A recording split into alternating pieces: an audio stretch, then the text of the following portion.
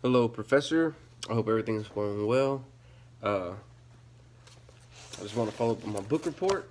Here's my book, True Discipleship from John Kosler. And I will say that I bought this book off of Amazon a while back, and I've had it. And anyway, I did some reading on it. As you can see, kind of marked it up a little bit. Got all kinds of things in here. First off, just want to say I thought it was a great book. Cool thing about it was that it wasn't too theologically worded as far as you had to be some kind of scholar to read it.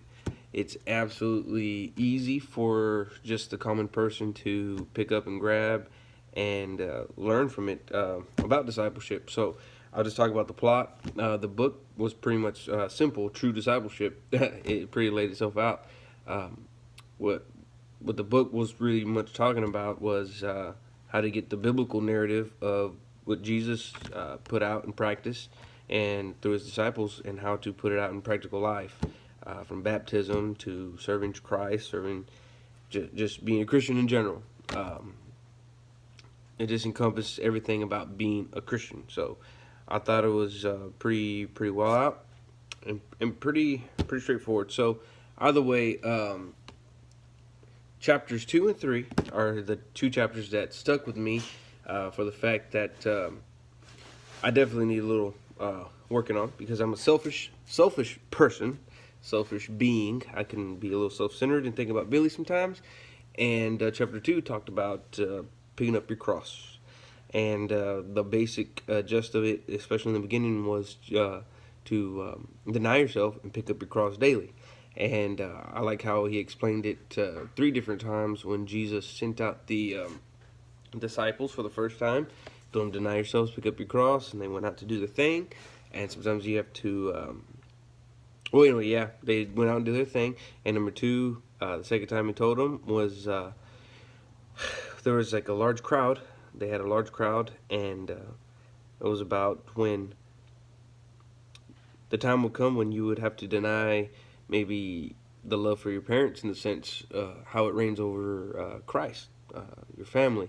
What Jesus was really talking about was having him first. Jesus wanted to be first in your life, and sometimes that took some denying of the family. And the third part of it was when you would have to, when Jesus was going to get crucified, he told the disciples that you're going to have to deny yourself. You're going to have to deny yourself, pick up your cross, pretty much again.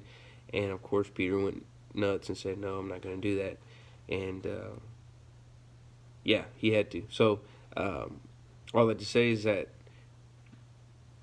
when I was reading that, one of the things about it was these disciples did have an idea of what the cross was, because they knew that they lived in like a Roman civilization, and they knew that people and criminals were the ones who actually had to were crucified. That was a way of death. That was execution. Little did they actually really know was that their actual Lord was going to be crucified like that, especially being as innocent as he was, as good-hearted and good-willed as he was. And one thing that I got out of that was, for sure, is that the cross is a symbolic thing in self-denial, because once you're up there, there's no power to you. You're pretty much submitted to that cross as you're on that tree. Last thing I got was in chapter 3, following Christ's example, and the humility got to me pretty good. The submission, the pride, the patience, and the generosity area got me. I've been one that's been I struggle with tithing a little bit, but earlier this year I decided that I was going to just tithe automatically. I'm not going to think about it. I'm just going to do it, and especially in the area of honoring God with my money, because it is a practice of a true disciple, and God has given me a great job, and in one way for me to pay him back is obviously just to show him money's not an issue for the Lord, and I absolutely understand that. But that has spoken to me, is that it's one thing that I'm going to be putting in practice, and I have been putting in practice, and I've been seeing the dividends of it lately. So I thank God for that. But either way, hey, listen, thank you for the read. I'm keeping this book in my library, and I'm actually gonna share it with a lot more folks that I know. Maybe we can use it for Bible studies at the church. But anyway, thanks, Professor, and thanks for a great semester. And I hope to submit everything I need to submit to you here pretty soon. So either way, God bless. See ya.